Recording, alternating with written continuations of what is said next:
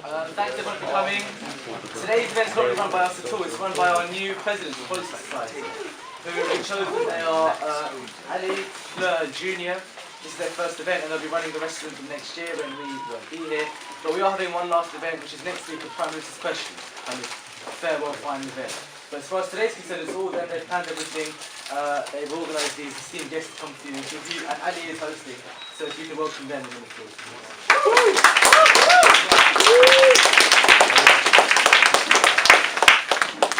Thank you very much. Today's event is going to be whether we should stay in or leave the EU. On the right is Chris, who's going to be arguing that we should stay in the EU. Yeah. On the left is Ian Waller, he's going to be obviously arguing that we want to leave the EU. We're going to start with 2-minute speeches from either of them, from both of them rather, and then we're going to have one question from me and then we're going to open out to more. So can we start with Chris with a round of applause, please?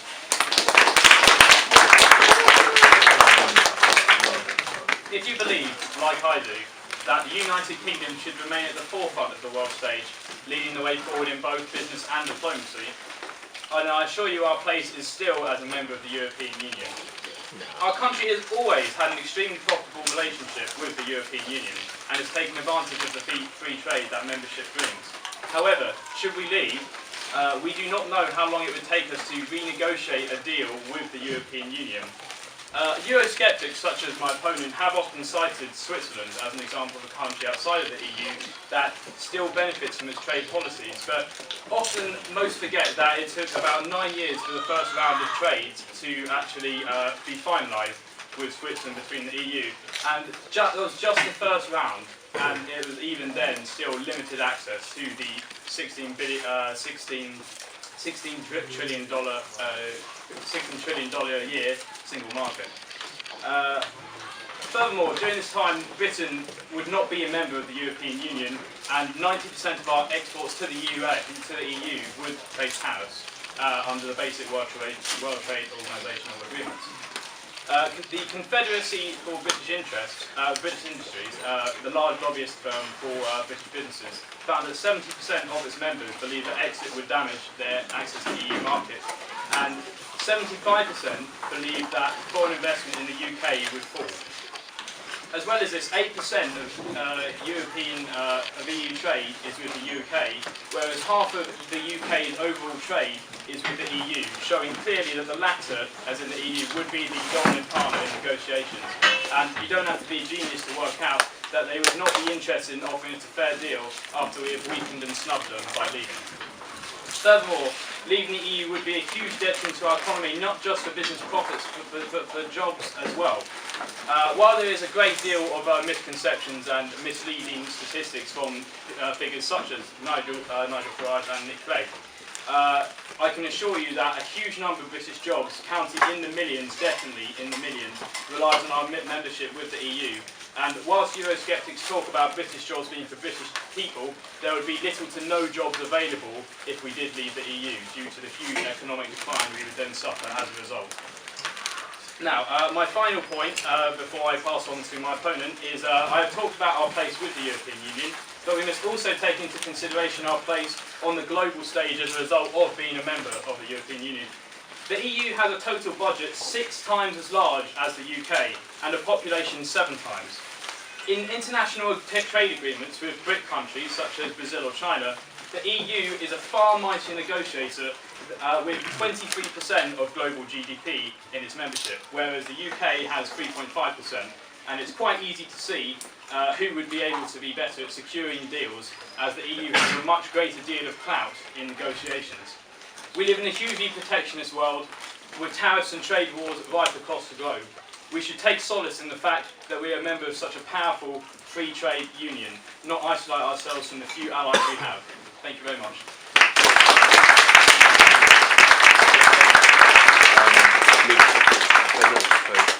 I'd now like to pass on to Ian Waller, who will be arguing against the motion. Okay, well, first of all, I'm actually just going to point out, I was not aware we had to do the opening statement until about an hour ago, so this isn't going to be as well polished as Chris's.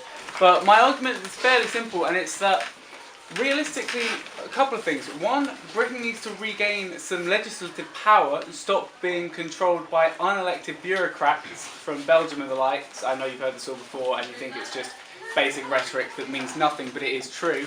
And secondly, I'd like to point out that actually the British economy does not fully rely on the EU. We would be able to cope perfectly well if we left it. 90% of the British economy is not directly involved in trade with the EU. However, they still have to conform to all the laws and that such that have been implemented by the EU. For example, many British taxi drivers, self-employed, still have to limit the amount of hours they can work so that their employers, otherwise known as themselves, don't force them to work too hard. The idea that someone would force themselves to work too hard is simply ridiculous. Therefore, they should not have to conform to these laws and should be able to work as many hours as they want in order to earn as much as they want. Now, I'd also like to point out that actually the UK, the monetary value of the exports from the UK to the EU is less than the value of the exports from the EU to the UK. Therefore, it would be damaging for the EU to not want to quickly negotiate terms to implement some form of free trade, even if we did leave. I'm going to save the rest for later and end there. I haven't really prepared.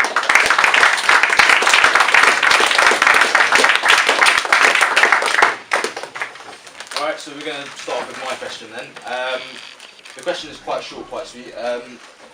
Has the power to rule Britain been taken away from the British Parliament? We're going to start with Chris. Well, obviously it hasn't. I mean, the power has not been taken away entirely from the British Parliament. Now, this is very important. While it is very true that we do have a limited power over our Parliament, as one of the most powerful members of the EU, we have the equal most amount of votes in the EU and 10% of the MEPs in the Parliament. We can renegotiate deals such as these. If we isolate ourselves from these sorts of deals, it will be only a negative effect on the amount of autonomy we hold. We should not try and estrange ourselves from these allies. Of course, it is true that we do need to try and move towards a more democratic system, as there is a startling lack of democracy in the EU. However, if we left the EU to try and tackle this, we would suffer such serious economic decline that we wouldn't have so little autonomy as a result of that anyway. We might even have to take a loan from the IMF, who I'm sure you're familiar with, is very keen on attaching strings to their loans, which would result in a serious lack of autonomy we would have even if we left the EU.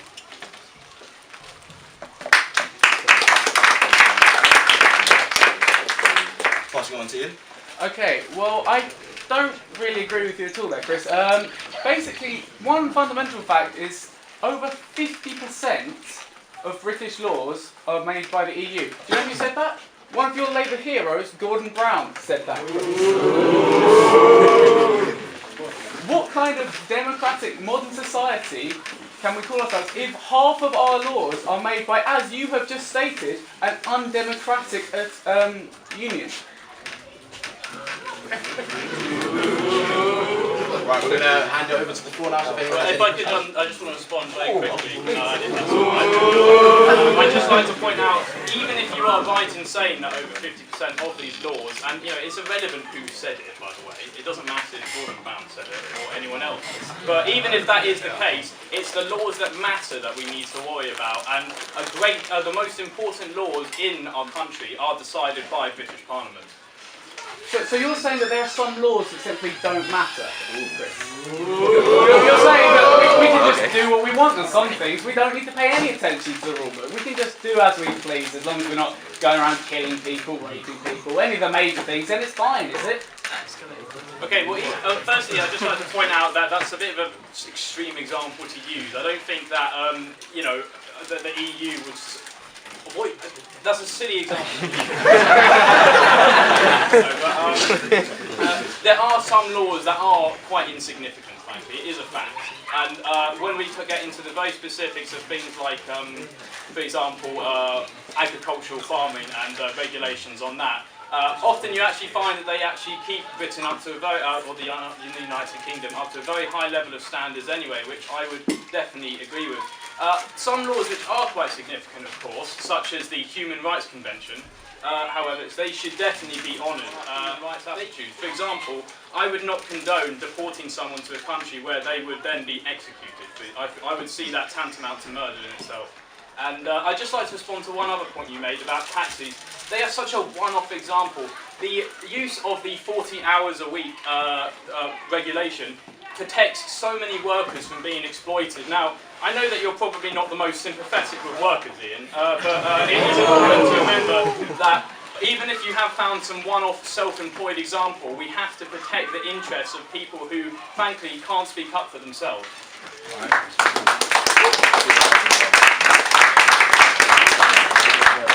We're going to open it out to the floor now, so if anyone has any questions, please put your hands up. You have more questions. I have more questions, yeah, but do you have any questions? TJ? Chris, you said that it took Switzerland 9 years to negotiate the first round. Don't you think that in the long run, if we left the EU, that the short-term suffering in an economic sense that we would face is worth the long-term kind of prosperity that would entail from autonomy or a more autonomous state?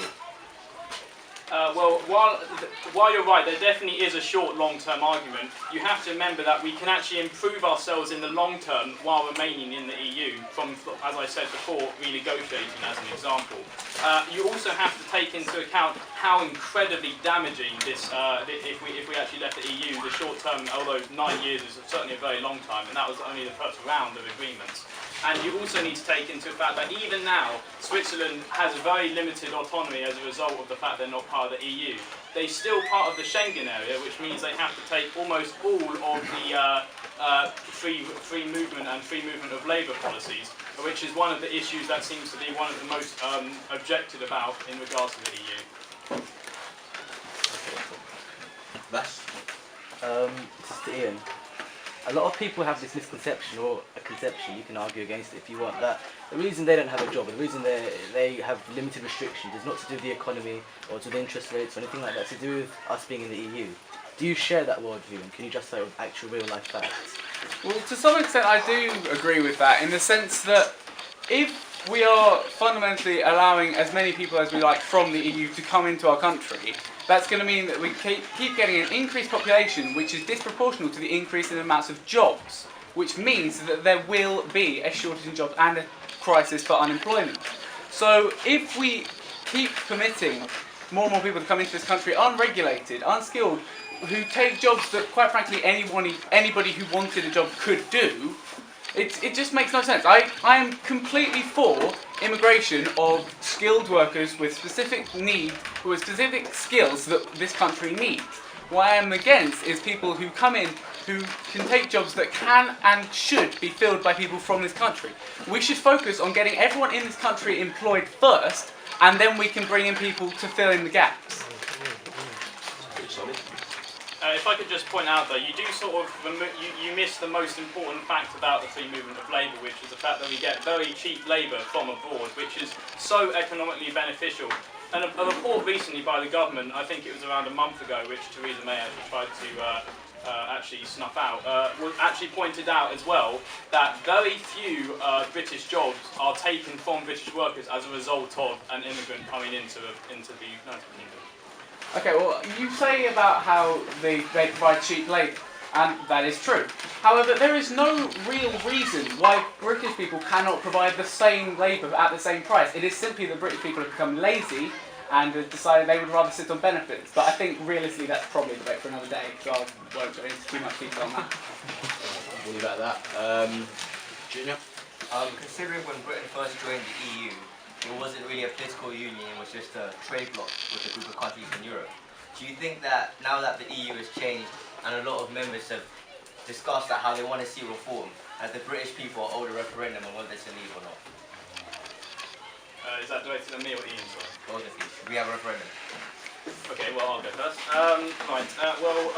You're right, it did used to be the European Economic Commission back in the 70s when Margaret Thatcher first joined the European Economic Commission. I don't think that the right answer is to then leave the EU because of that. As I said before, you pointed out that we have very few laws. Well, it's now become a political union as well as an economic one. However, if we leave it, as I've said before, we will have a very shaky degree of autonomy on our laws as it is. But we also need to remember that we can work to change those laws within the EU, or even decrease the amount of laws that are just regulated in the European Union through lobbying, through just, as I said, we're a very big player and we have a very large degree of influence on the way policy works in the European Union. And if we commit ourselves to working towards that, we really can change things to make laws better for British people. Okay, well, I think we are absolutely, definitely 100% owed a referendum on membership of the EU. When when we were a member of the EEC, they had no regulations on, they had no say on what we did, they were just there to permit free trade amongst the European countries. And that is not a bad thing fundamentally. We probably wouldn't be having this debate if that was still the case. However, we did hold a referendum in 1975 to stay in the EEC, and we decided to stay in it. However, 60% of people who voted yes in that referendum have now said that they would vote no to staying in the EU. In addition to this, that was back in 1975. The majority of the people in this country were not eligible to vote in that referendum. So surely we need to have another referendum to get the people's say. It just makes sense. It's a good form of democracy. We listen to what the people want. We're going to go to Ryan after that. The EU offers free movement of trade between member states, and during the economic boom that we experienced, a lot of it was arguably down to the immigration that we received from the EU. Given the fact that 400,000 UK citizens currently live in Spain, would we be essentially bringing them back to the UK if we were to leave? I think that was the I think, fundamentally, I think what we would have to say, I think that would probably be more down to what Spain want to do than what we wanted to do. I think if Spain said, well, you're no longer a member of the EU, we don't want these people here anymore, then yeah, we would be obliged to take them back, yes. But at the same time, we would then be perfectly within our rights to say, okay, anyone who's moved here from the EU that we don't want, they can go back as well. That's probably a lot more than 400,000 people. Is that necessarily fair? What I'm saying is that when sort of people that have retired and they want to go and live abroad in the sun, is it really fair that we should sort of be stopping them and bringing them back home? The 400,000 UK citizens that currently live in Spain are all going to have to come back. Well, they wouldn't necessarily have to come back. So if we were to pick and choose who we would take our immigrants from, and say, for example, we said we don't want any Spanish immigrants, do you really think Spain are going to accept our citizens? Well, no, of course not. But no, because what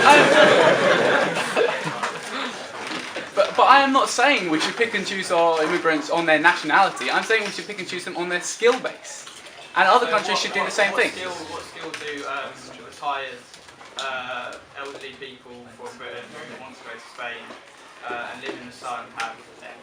But that is not something we should be focusing on. That is something for the Spanish government to decide whether they want those people coming over to their country. That is not something we can have a say in. But isn't it sort of counterintuitive then, isn't it? Well, no, and also there are a lot of other places that retired people could go. I know a lot of people are actually now going to Australia and countries like that, where there isn't free movement and they can still go there fine. So I don't see why there would be any problem with going to Spain. Alright, we're going to move on from that. Anyone else? Yeah, Ali? You talked about sort of people being owed democracy and sort of having a referendum. But don't you think that it will sort of be marred by opinions which are based on facts that simply are true or misinformation that's been spread by publications like the Daily Mail or people like UKIP who are saying that 29 million immigrants from Bulgaria and Romania were going to enter our country. So do you not feel that the misinformation surrounding that decision is that it's not politically accurate? Well, I don't think that we should say just because there's some false information going about we shouldn't implement direct democracy, we shouldn't have a referendum. We should just make sure that there is a lot of information, correct, factual, proven information put out there with which the public can easily access. We can do this quite easily through like commercials on TVs. Like you've got the internet now. We could easily display some solid information for people to make their own judgment on. Just because there is some false information doesn't mean it shouldn't exist. You get false information spread about during general elections. We still have them. So in the 2008 financial crisis, countries like Germany ended up having to spend a lot of their national income in propping up countries like Greece, Italy and Spain who are in dangerous financial situations. If, for example, another crisis was to happen like that again, could we, in a sense, suffer from it? Well, one of the beauties of the European Union is it actually acts as a safeguard to suffering countries, and for example, you did mention Greece, so we would actually, as a member of the European Union, be bailed out in that sense. However, we do have a certain degree of autonomy that most European Union countries don't have. We don't have the euro as our currency, so we aren't affected anywhere near as badly as a country like Greece was during that, in the sense that it really did bring them down because of how valueless the euro did temporarily become. But I think you have to take into account, if you talk about risk, of the huge risk we would be taking if we left the euro, the EU, and tried to negotiate trade deals with countries that could delay us to try and, basically exploit us. And frankly, if we did leave the EU, I wouldn't blame them for being one of them. All right, we're going to have two last questions. We're going to go with Abbas and then Reinigen. We know what UKIP stands for. We know what Lib Dems are. With Labour, and I believe you're a Labour man, Chris. I might be wrong, but you do force it down the throat every few days. But with Labour, we're not sure what their stance is. Why have they been so indecisive in letting the people know what they believe? Labour have gone through a very, we used to be a very pro-EU party under Tony Blair and Gordon Brown and the whole New Labour approach. However, I can tell you our position right now, it is quite public, and I'm surprised you don't know about it actually after so much I've told you about it. But frankly, our position is that we will not hold a referendum on the European Union if we're elected unless we lose more powers to Brussels than we currently have. So that is the situation where we say, right, things are clearly not right here. But Labour, our first and main approach will be to commit ourselves to making a change for the positive for everybody, including Britain, in the EU. And then, if that doesn't work, we will hold a referendum. I'm a hard-working guy that's worked all my life, and 2 years ago I lost my job because of these immigrants that came over from Romania. What have you got to say about that? We'll start with Ian on that one. That sounded more like it was directed to Chris, to be honest. Oh, no, go on. But I think you can't take each individual case. You have to look at it on the whole. And yes, some people do have lost their jobs. Yes, that is bad. And that is why we need to leave the EU. But we can't say we can make sure no immigrant takes any job in this country. Immigrants bring in some very valuable skills. However, it depends on what your job was. I mean, if you were, say, a cleaner, something which is a very simple job that pretty much anybody could do, then obviously there is a problem there. If you were, say, I don't know, a mechanical engineer or something like that, a very highly skilled job, and someone who is better at that job than you came in, then that's fair enough. If your company decides that they want someone else, then that's fair enough.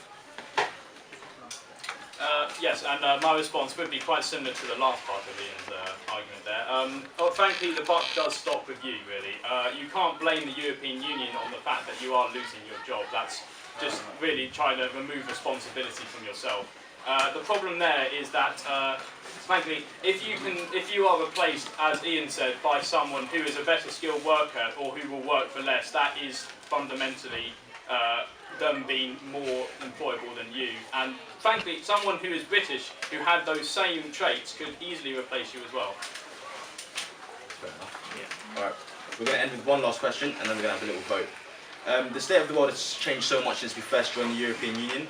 There's been an emergence of countries such as China and India who are strong economic forces with a large influence on global politics. Without the EU, would the UK have a strong enough force on a global scale? We'll start off with Chris. Absolutely not, no. Frankly, our trade at the moment is so reliant on the EU that we cannot afford to leave it. However, it is very important, and I'm glad you mentioned India and China. We should definitely make an effort to try and promote more trade with the BRIC countries, referring to Brazil, Russia, India and China. They actually, since 1999, there has been, on average, 118% growth in emerging economies such as the BRIC economies, whereas there has only been 26% growth in developed economies. So we should make a much bigger effort to improve our trade and relations with the BRIC countries, but we simply cannot afford to leave the EU when we are so reliant on it. We would be crippled and we would never be able to trade if we left the EU in favour of the BRIC countries. We would not have the money, they would exploit us, and we would have a very bad time. That is simply not true. If the BRIC countries would be more than willing to trade with us. And for one thing, just on history, Britain is one of the most historically active and most important economies in the world has ever seen. The countries would still want to trade with us. Just like, in addition to that, we are still one of the world's biggest economies. Just because we are also part of the EU, if we left that, it's not going to damage our economy that much. We're still going to be a big economy. We're still going to be importing lots from those countries, as we are at the moment. So they're not going to want to cut off all those links just because we're no longer a member of the EU. Well, if we are exporting a lot and trading a lot to the BRIC countries, as you say, I have a statistic here from the Confederacy of British Industries, which says 6.6% of UK exports go to the four BRIC countries. So I'm not sure that's true. I said imports. Imports. Well, so we would be buying more from them. We need to trade. We need to export as well as a nation. Yes, we import. We create 45% and then of they UK exports go to the EU. You cannot just ignore this fact. It is a fact that British exports of luxury goods are going to the growing Chinese middle upper class that is forming because of their growth. That growth is going to continue. There's going to be an even larger middle upper class. They're going to want even more luxury goods. One of the most famous countries in the world for creating luxury goods, Britain. They're going to want our goods. That is a fact. We will not be able to prop up our economy by trading luxury goods with China alone. We have to trade with many different countries in the world. That is such a naive approach to just international trade. And we're going to leave it there. If you would vote to stay in the EU, put your hands up, please. I think there's no point doing the other one. Thank you very much for coming.